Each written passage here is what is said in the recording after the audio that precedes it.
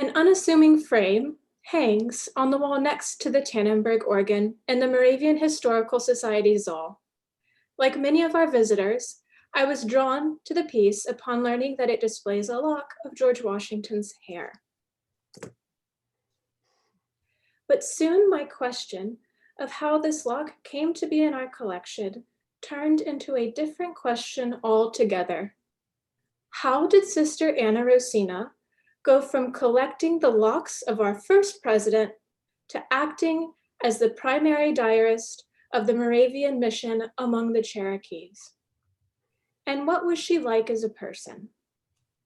Born May 1st, 1762, Anna Rosina Kliest was a daughter of the Bethlehem congregation, reared in the girls' school from the age of 4 following her mother's death.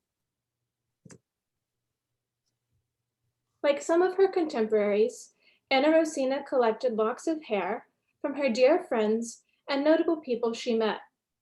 Thus, it should come as no surprise that this single sister requested a lock from the then general's head during his 1782 visit. This was a moment of excitement for young Anna Kliest and her fellow sisters, so much so that Anna Rosina held on to the specimen until her death in 1821.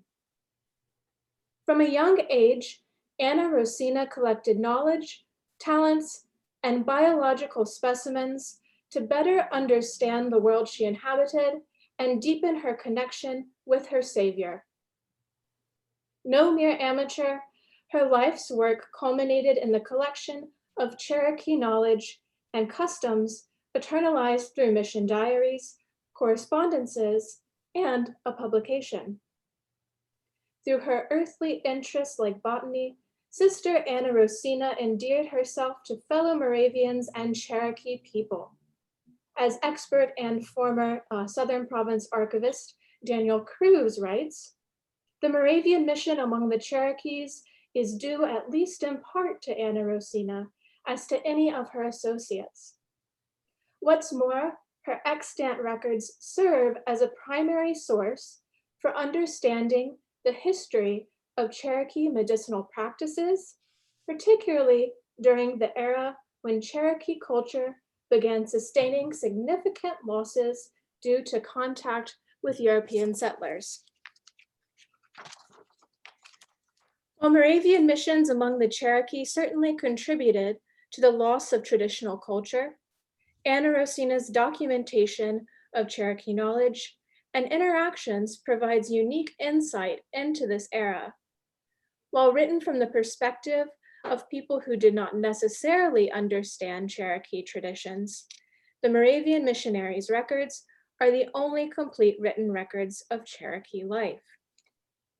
Combined with oral knowledge sharing traditions, Anna Rosina's records can help reconstitute Cherokee healers' practices today. There are 3 main factors that have weakened Cherokee oral traditions, leading to increased importance of the Springplace diaries in preserving Cherokee medicinal practices.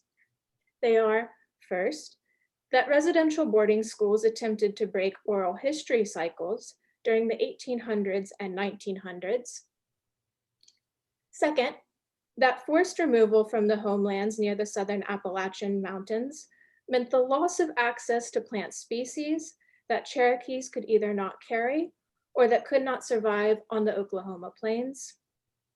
And third, industrialization and globalization threaten indigenous species globally. Therefore, Anna Rosina's records of Cherokee medicinal practices and plant species classification provide unique insight to traditional Cherokee healers' practices. So how did this Bethlehem-born Moravian come to play such a pivotal role in the Moravian mission among the Cherokees and documentation of Cherokee medicinal practices? To understand this, we must start with the foundation of her work in Bethlehem. At the age of 25, or 26 according to the German method of counting birthdays, Anna Rosina was posed with an all-important question.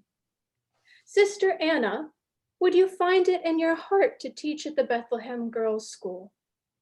After affirmative answers from Anna Rosina, her father, and the Lord, Anna Rosina entered the profession of tutoress. It would be an understatement to say that Anna Rosina was no ordinary teacher. Gifted with talents of a high order, her love of the natural world was evident even in this early endeavor. Taking her pupils outdoors, Anna Rosina taught them using the plants, geology, and astronomy that surrounded them. She imparted wisdom about species classification using the Linnaean system, a version of which we still use today. Besides botany and other natural sciences, Anna Rosina taught her pupils German, English, poetry, and painting during her 16 years working at the seminary.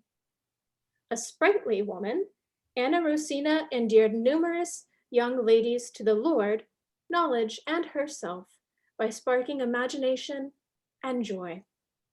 Anna Rosina not only taught these subjects, she excelled in her pursuit of them. Let's take a closer look at this poem she penned. The golden harps which seraphim there strike, what music here on earth to them is like? They suit thy taste, hence sing without cessation, thy Savior's praise, the praise of his salvation. We could almost put that to music, couldn't we? Likewise, she was a talented painter. Drawn in 1795 and attributed to Anna Rosina by Vernon Nelson, a former Moravian Archives archivist, this painting depicts Bishop Jacob Van Vleck leading a group of young women through hymns accompanied by the pianoforte. Anna Rosina's extracurriculars did not stop there. She took it upon herself to keep missionaries in the field informed of happenings in the Ortsgemeinde, or central towns. More than just cold reports, these correspondences included poems and encouragement of the works missionaries were doing in the Lord's name. Excelling as a tutor, it comes as no surprise that this woman, who took such keen interest in natural sciences and missionary work, would eventually be called to this endeavor herself. In 1803, Anna Rosina ventured west as diarist and secretary to Bishop George Henry Loskiel, this guy, on his inspection tour of Moravian missionary sites in Ohio. There, Anna Rosina became acquainted with people of the Delaware Nation at Gnadenhutten and Goshen, as well as the Chippewa in Fairfield, Ontario. In Goshen, Anna Rosina stayed with David Zeisberger and his wife. You might know Zeisberger from this image. No doubt, Anna Rosina witnessed Zeisberger's preachings to the Delaware people. A less abrasive teacher than Zeisberger, Anna Rosina endeared herself even to indigenous people put off by Zeisberger's teaching. One man, Cachates, whose name I probably have just mispronounced, but hopefully you all will forgive me and he will too. He withdrew from frequent attendance at Moravian meetings due to Zeisberger's rebukes of Delaware culture. Yet even several years after Anna Rosina had departed the Ohio region, our Delaware friend thought much of the words that Sister Kliest spoke to him, which were described as kind and focused on the loving nature of the Lord. Between recording the tour and endearing herself to some of the indigenous population, Anna Rosina painted. Pictured here is the arrival of Bishop Loskiel in Gnadenhutten. Let's take a closer look at the arriving party down here on this carriage. At the reins sits Bishop Loskiel. The woman in blue behind him is most likely Bishop Loskiel's wife, Mary. To her right, dressed in white and slightly hidden, is what I believe to be Anna Rosina's depiction of herself. There are two factors that have helped me come to this conclusion. The first being that blue would be Sister Mary's color, rather than Sister Anna Rosina, who was a single sister at the time. The second, that the blue of our brother and sister Loskiel is the same blue, which might represent their marriage. Extempore on a wagon chronicles the westward journey, telling us not only who was there and where they paused along the way, but also giving us vignettes like the following. And I have a little friend, oh, excuse me, like this following one. Now suddenly there was a thud. Rosa Anna fell into the mud and lost thereby one of her shoes. In finding some, time we lose. Muddy mistakes aside, it is clear that Anna Rosina's contributions to the inspection tour pleased church leaders. In May 1805, she was engaged and married to John Gambold in Bethlehem. A pastor in the southern province, John had recently been called to missionary work at Springplace, a mission among the Cherokees in present-day Georgia. Pastors' wives were central to Moravian missionary efforts, and after the death of John's first wife, the church identified Anna Rosina as an excellent candidate. John and Anna Rosina were certainly acquainted well before their marriage. John was educated at Nazareth Hall, learned hat making in Bethlehem, and held various positions at the Brethren's house in Bethlehem. His sister Elizabeth, or Betsy Gambold, was a fellow tutoress of Anna Rosina's at the Bethlehem Girls' School. But from the outside, their marriage was one of necessity. Both aspired to missionary work, and thus their marriage created a partnership focused on the development of a mission site among the Cherokee at Springplace. Now let's take a moment to get a better understanding of the changes that the Cherokee Nation faced at this time. I've done a few little renderings in GIS based off of a map by C.C. Royce that was done in 1884 that chronicles the treaties between the US government and the Cherokee Nation that ceded land to the US government. If you're interested in seeing that map, there's a nice little high resolution version on the Library of Congress's website.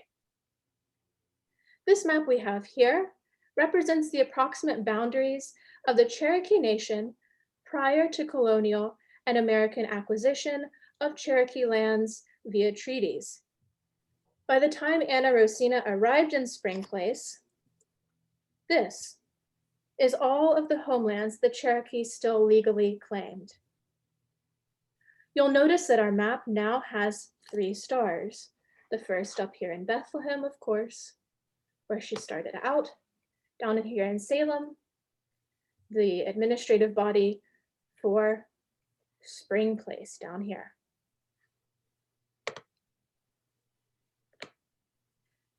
Within Anna Rosina's first 2 years at Springplace, Cherokee lands were reduced further to resemble this map. This is what Cherokee access to their homelands looked like between 1806 and 1816. Then between 1816 and 1819, a series of treaties occurred, leaving the Cherokee Nation with these lands by the time of Anna Rosina's death in 1821. Notice that Springplace is now at the center, right at the heart of the remaining Cherokee lands.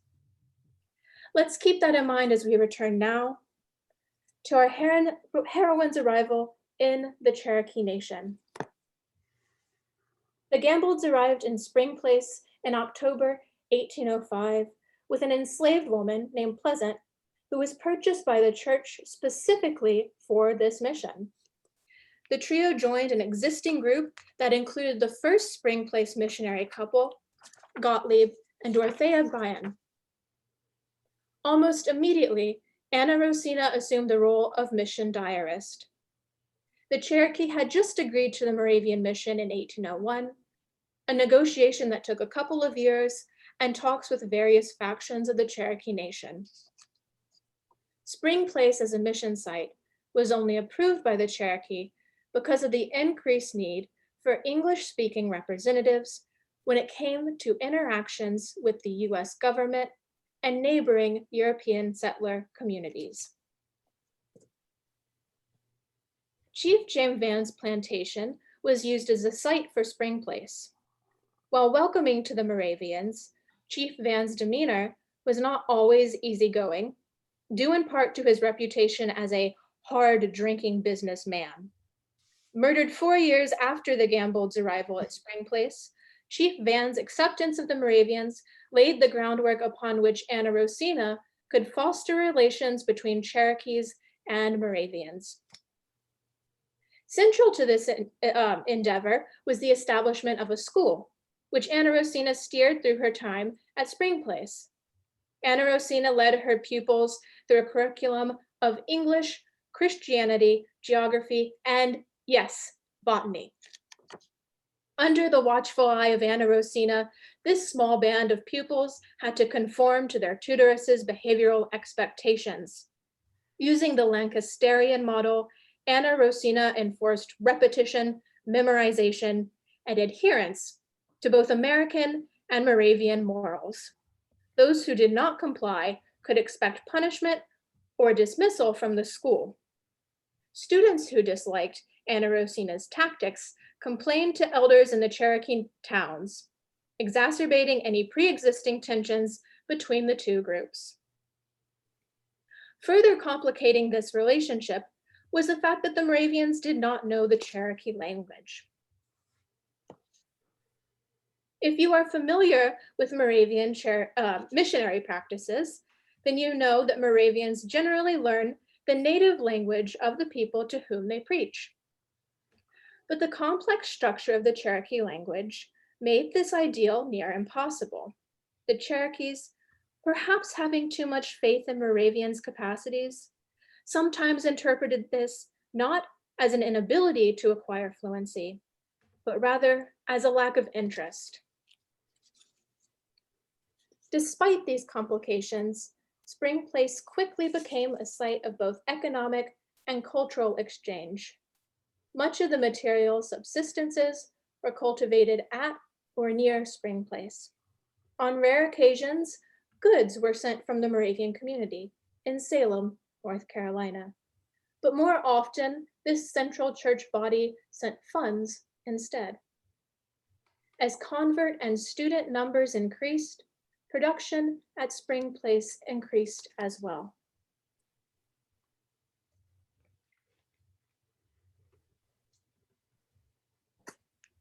People also traveled to Springplace for Anna Rosina's garden. Established in 1806, Anna Rosina's initial Springplace garden contained a few edible plants and was populated by a plurality of 32 medicinal species. These were, most likely, plants that Sister Gambold had brought with her from Bethlehem. Over the following decade, her entire garden significantly expanded, boosted for the most part by collection of native species.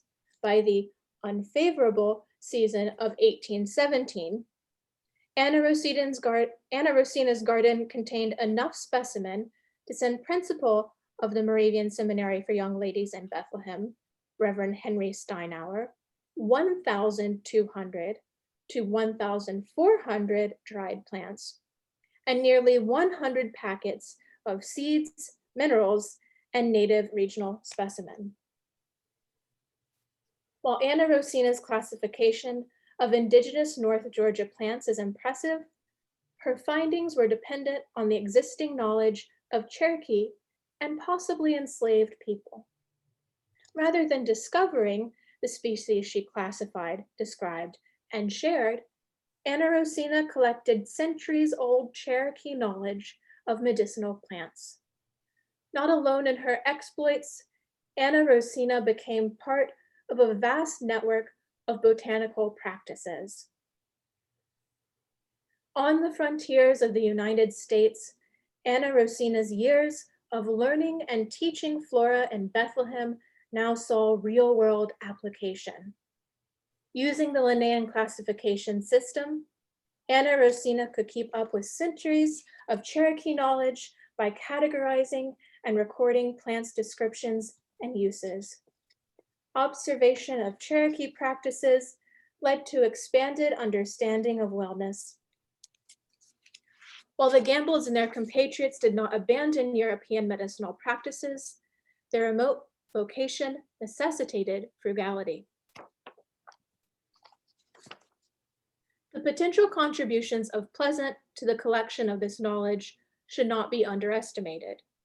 Pleasant was tasked with the grittier work of transforming plants into products, like in 1806, when she created a salve to remedy the lice outbreak.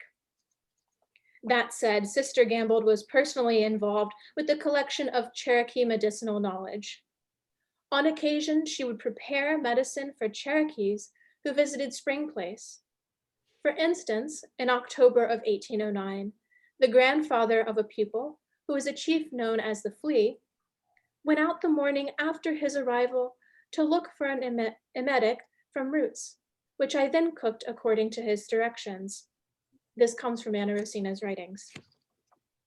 In this way, Anna Rosina began to learn medicinal preparation practices of the Cherokee. Furthermore, Cherokee people who visited for worship services would sometimes request specific roots and herbs for a named ailment, subsequently educating Anna Rosina on their plants for medicinal use. While the Moravian mission at Springplace was indeed removed from settlement towns, the life of a Moravian missionary at this site was one of interaction with a variety of people. Beyond the Cherokee among whom they lived, the Springplace Moravian missionaries held diverse contact with a variety of people, including the local enslaved population, other missionaries, travelers through the region, including President Monroe, and Moravians elsewhere, particularly in Salem, as this is where the governing body for the Springplace mission resided. If you're familiar with Nazareth, botanical or Moravian history, then you may be aware of the pleasure gardens, containing botanical specimens sent by missionaries in the field beginning in the 18th century. Were any of Anna Rosina's plants collected in northern Georgia planted in Nazareth? I do not know, but it seems likely that at least one of Anna Rosina's thousands of specimen samples made its way into Nazareth's pleasure gardens. Botanical interests were more than casual hobbies for Moravians, as Nazareth's pleasure gardens indicate. Rather than peripheral aspects of missionary sites, mission gardens were common grounds where an exchange of skills and knowledge flowed both ways between missionaries and local people. Natural historian Michael Bravo suggests that Moravian mission gardens played an important symbolic role as places where the natural world was tamed and made virtuous through skilled labor.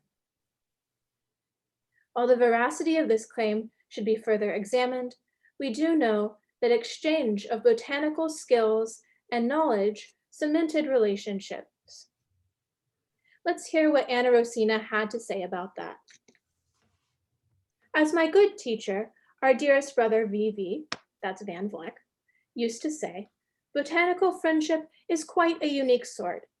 A complete stranger finds trust in the twinkling of an eye, and from that finally love and respect grow. So it is and remains true.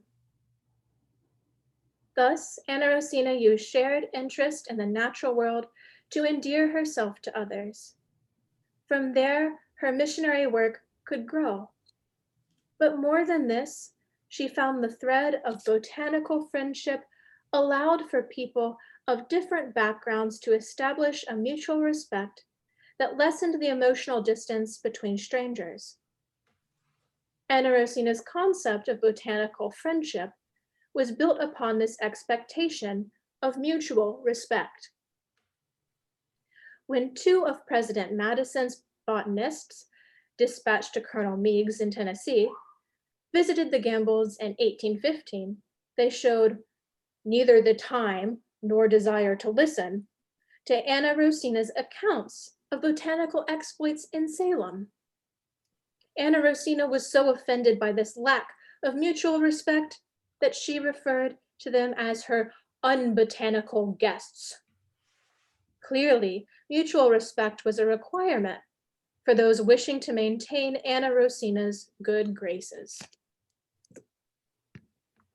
Undeterred by her unbotanical guests, Anna Rosina continued to lead Moravians' botanical interests. Several years later, in 1819, Anna Rosina published an article on Cherokee plants and their uses in the American Journal of Science, some of which have been appearing on your screen as we progress through the slides.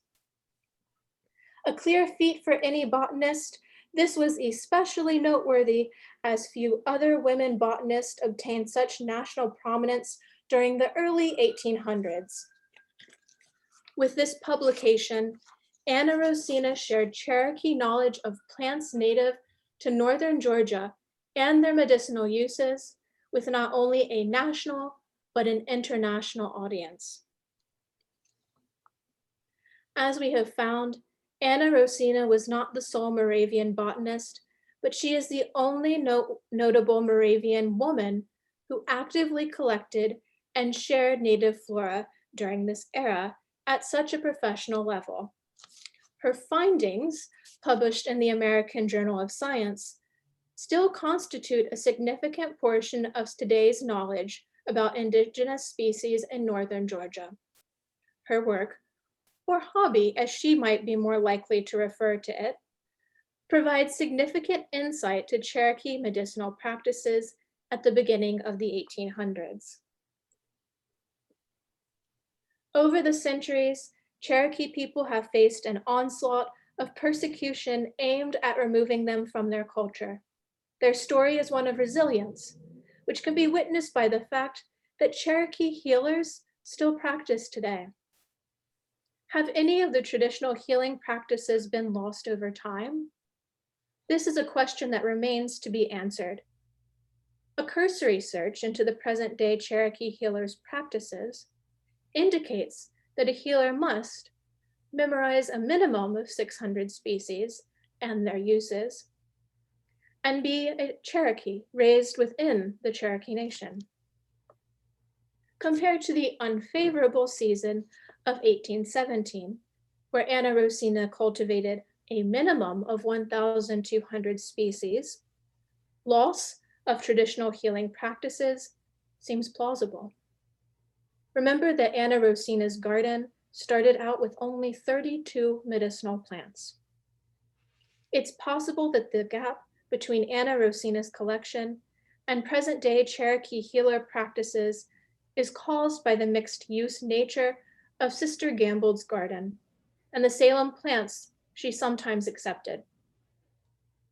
These possibilities, and whether or not the variety of plants used by Cherokee healers has decreased over time, is a question that Anna Rosina's records can help experts probe.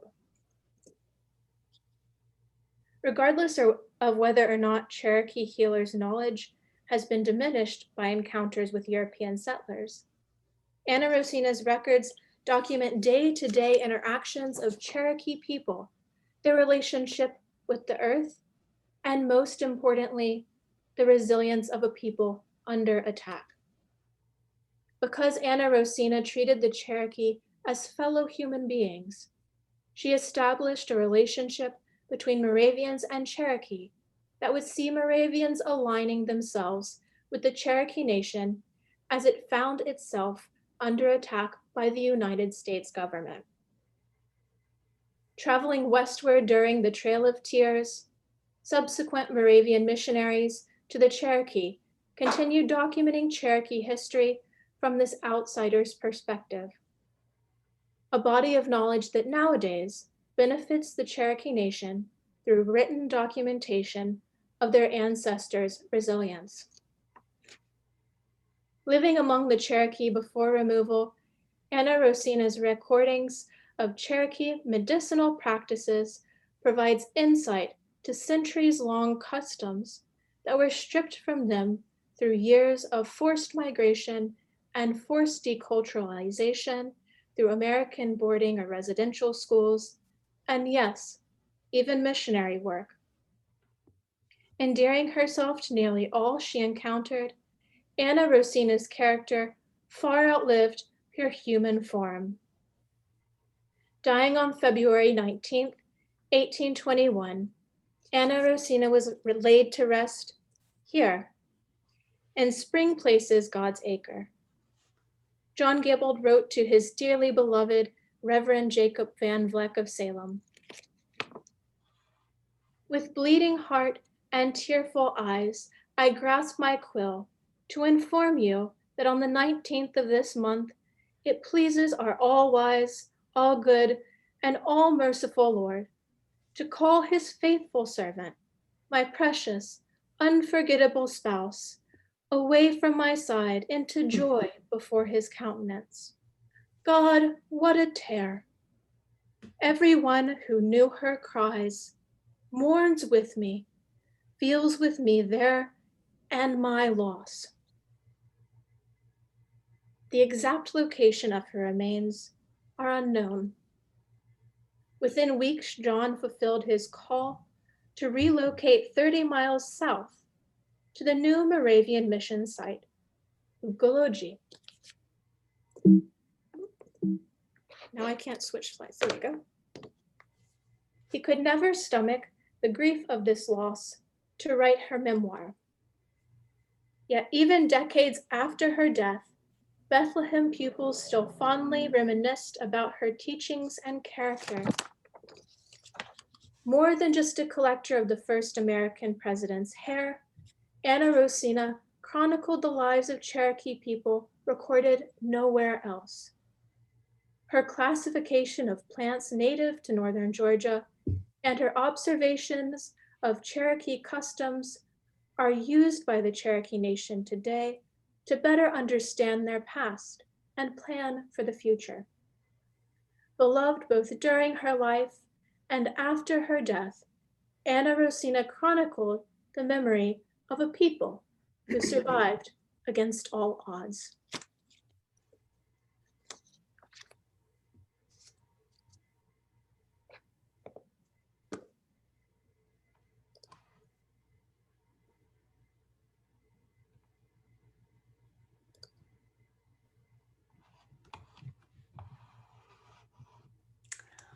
Well, thank you, Victoria. That was so well done.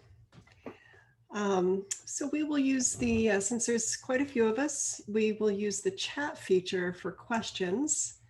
If it's a long question, I might invite you to unmute yourself and ask.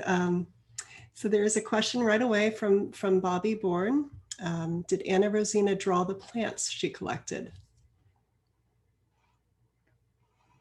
Oh, excuse me, I lost you all on another screen. I was trying to find my presentation. No, in short, the images we were looking at were not drawn by Anna Rosina. Those came from a French duo. I think they drew them in the late 1800s. If she did draw the plants, I have not seen evidence of this, though I wouldn't be surprised if she did. Yeah, it seems like she would have. I mean, since we have, paintings and other drawings of hers. Maybe just those records have been lost, perhaps. Any other questions from the group? Comments?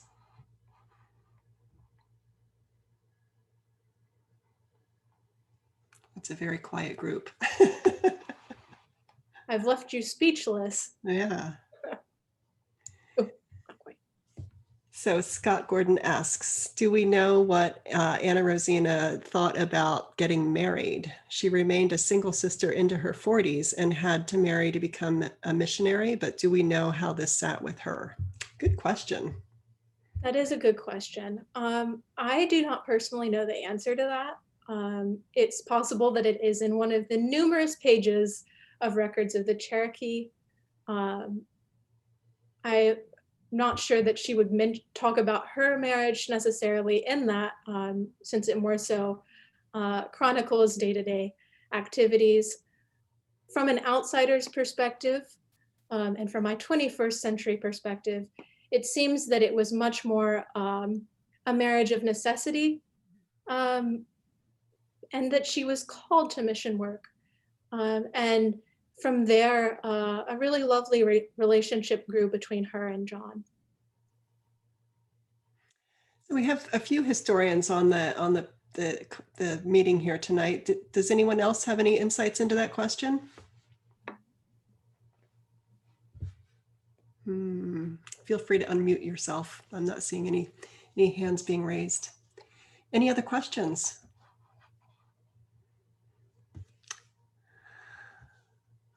Chris asks, what years was she a resident teacher and single sister in Bethlehem? Great question. Let me find that moment. Let's see. So she was 16 years in the school, teaching at the school. That is a really good question. Did I write that down? Yeah, I think you had the dates in the beginning, but I'm blanking on how long she was there. But she was born in 1762, and she stayed in Bethlehem until 1803, when she went on that mission tour to Ohio. She did return at the end of that. It was about a year and a half long tour, but she wasn't there for too long in Bethlehem afterwards. It seems almost like she returned and got married to go be a missionary with the Cherokee. Great.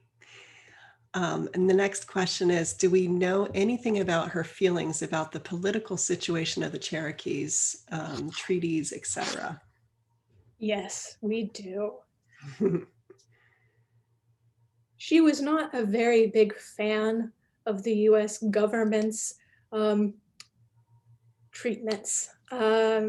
She thought it was really quite a shame that these people were under attack by a body of people who were supposed to be able to protect them and in their homelands. And on another side, she was also kind of thinking, well, if you're diminishing the Cherokee population, how can I bring them to Jesus? So she saw it also as kind of a bit of an affront in some senses to Christianity as well. Interesting. Thank you for that question, Diane. Let's see. Bobby has another question. Is there any evidence that Anna Rosina met Louis David de, I'm going to mispronounce the last name. De Finance? Yeah. Who we're asking about? Another Moravian botanist, yeah. Yes, I think they corresponded. The Moravian botanist community, they were sending a lot of specimens back and forth to each other. Something that's pretty interesting about that exchange is that because the Moravians were in so many different places in the world, and a lot of the missionaries were botanically minded, plant species started circulating to different parts of the world, in part because of Moravians' missions. So you're starting to see like plants from Salem or plants from Bethlehem coming down to the Cherokee Nation and vice versa. And suddenly these plants that had at one point not been indigenous are starting to grow in those areas. So yes, she did correspond with him. And Tavia has a comment, and I'm not sure what it relates to. I believe she would have, I believe she would have been okay with it as they did have a choice, but. About the marriages, yes, that's a good point, Tavia. Okay. They did have a choice, quite like when Anna Rosina had a choice about whether or not she would be a tutoress.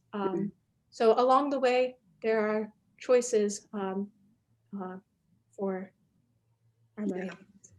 And Tom mentions that unfortunately, he says, I don't believe she left behind a memoir, which might help us know a little more about her marriage, perhaps. Right, I don't think she wrote her life story. If she did, it didn't survive. her husband, John, certainly didn't write her memoir, which is typical that the presiding minister would write the memoir for the deceased. But as I mentioned, he was so distraught he couldn't write it. And then I guess no one else felt that it was their place to kind of do that. And another comment from Scott. I think when Anna Rosina was in Bethlehem, she received botanical specimens from John Heckenwalder and used them in her classes. Do you think it's possible from the mission records to trace all the places she sent the specimens? That sounds like a good research question. That is a good research question. Maybe Scott has some students he'd like to put on that. Yeah, I don't know that you could actually know everything because it's dependent on what survives, right? What goes into the records. So while we have a really incredible body of work pertaining to her activities, we could get an idea of where she might have sent specimen for sure. Yeah. Well, I'm not seeing any other questions pop up right now. If anybody has anything, any last things to say, feel free to unmute, and maybe congratulations to Victoria. Great presentation. Really enjoyed it. Thank you all for joining us. Oh, one more, sorry. I have always heard that Moravians did not force the natives they dealt with to change their own practices and dress. You said that the natives did not like her demands on the students in school following her rules and regulations. Was this different in the South? This is actually asked by Linda, who was a former teacher. So this is it was more so that if a student had decided, his parents or her parents had decided to place them in a boarding school, they would need to follow the teacher's instructions. We get unruly children in class, punishments occur, still a thing that happens today. Then they go home and complain, "Oh, Mom, can you believe what that instructor did? Goodness." And then the parents get all upset. So it's the exact same thing we see today. It wasn't particularly, well, I don't want to say that. The students who were in school were there because their parents placed them there, or the community agreed for them to be there. There was no going out and taking of children from their parents unapproved. For the most part, it was parents wanting their children to have more access to opportunities in a world that was changing very fast around them. Mm-hmm. Absolutely. Yeah. Good. Well, the last comment is really nice job. So interesting. I agree. Very interesting. And thank you again. And thank you everyone for joining us. Appreciate it.